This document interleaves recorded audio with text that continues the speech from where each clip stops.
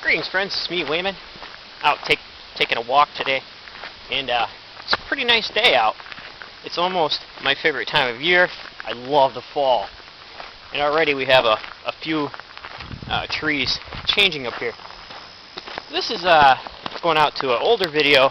Well, it's old now because it's a couple days old. Pastor Mike, about what's wrong with Christianity. And I've had some conversations with Pastor Mike and Stickcam. He's a really nice guy. And back when I had the Wayman29 account, he emailed me and we had some exchanges. Maybe he didn't like what I had to say. But anyways, I think the problem with Christianity is they claim they have the answer, but they can't live it. And what's amazing is Christ is supposed to manipulate, or help us manipulate, the carnal nature, or the basic instinct. And it doesn't happen. I'll give you a quick example. You got 3 ham sandwiches sitting on a table. 3 different people are hungry. You have a Christian, a Jew, and an atheist.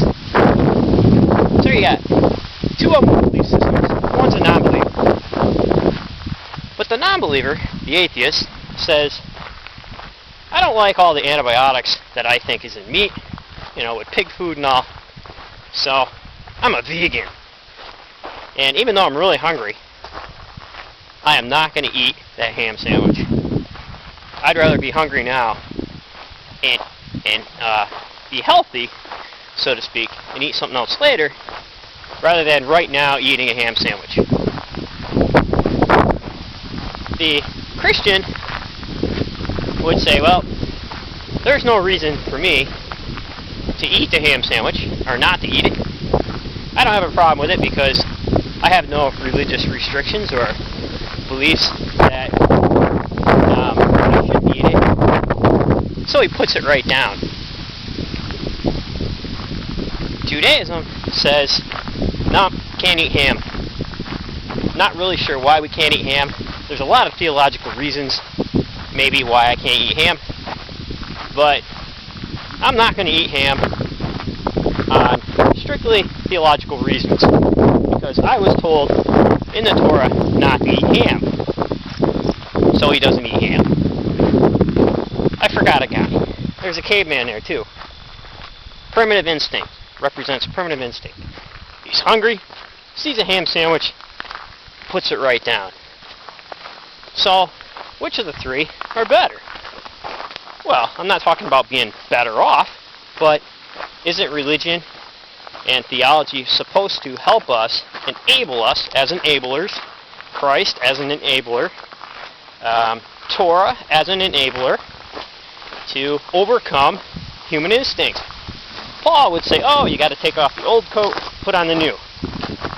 Christians aren't doing this. They're preaching it, but they're not doing it.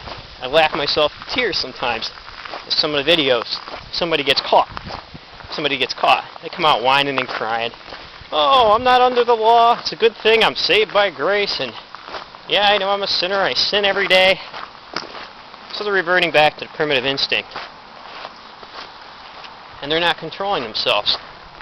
And in the UPANISHADs, they talk a lot about this, especially the passage on the chariot and the horses, which is a great text out of the UPANISHADs.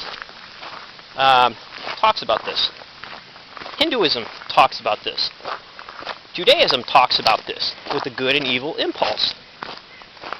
But for some reason, Christianity can't do this.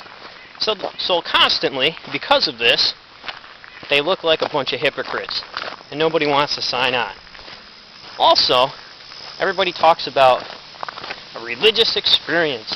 Once you experience Christ, it'll change your life forever.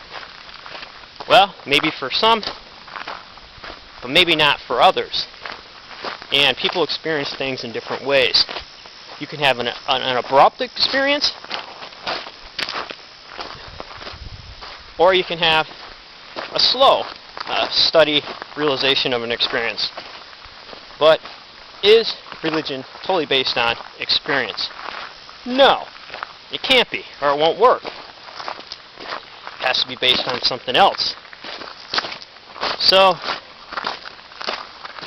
people need to rebuild the metaphor in their lives, and you need to think about why they are who they are, rather than just listening to all the commentary on who they're supposed to be.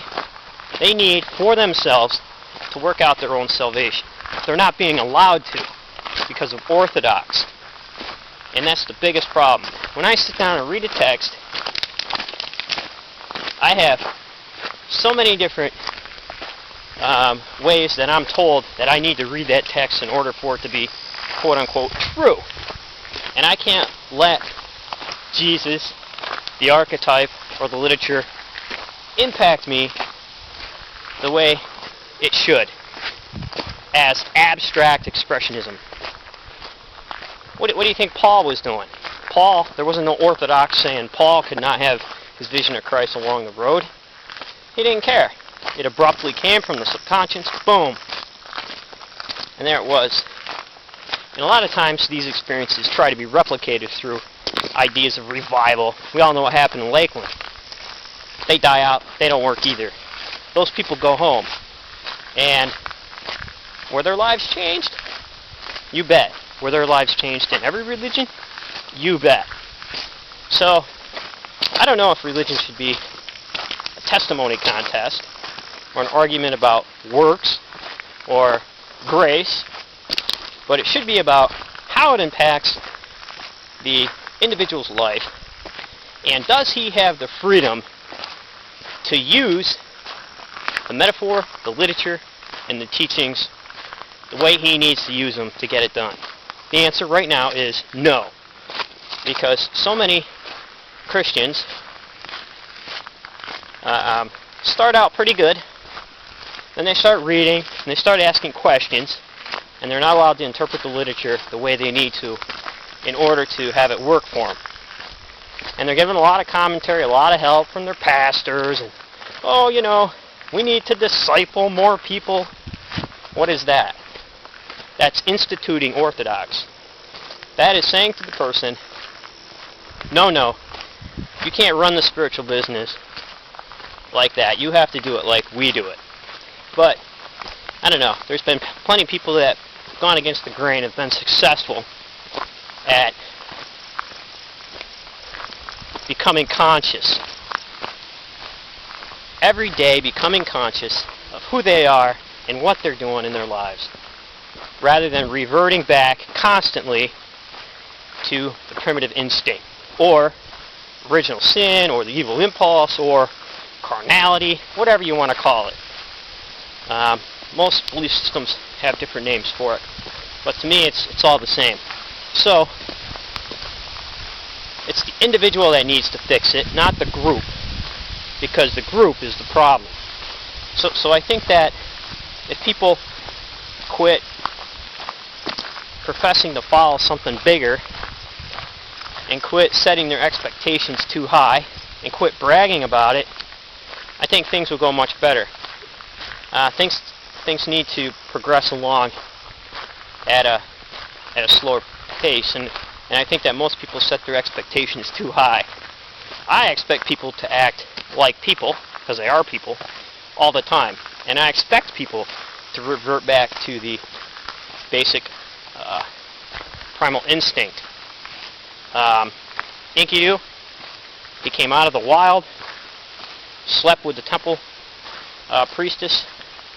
His eyes were open, just like Adam and Eve, eating of the apple, not from Satan, but from the serpent, which in ancient mythology stands for something totally different than what Christianity has it for. You see symbols of the continuous circle of the serpent eating its tail, but they realized that they became conscious. That's how they knew they were naked, and that's why they covered themselves up. So, maybe Christians aren't becoming conscious, and they aren't covering themselves up. Other people see the inconsistencies, and they say, I don't want to go down that road. So take care, friends, and remember, if everyone's thinking alike, then somebody isn't thinking.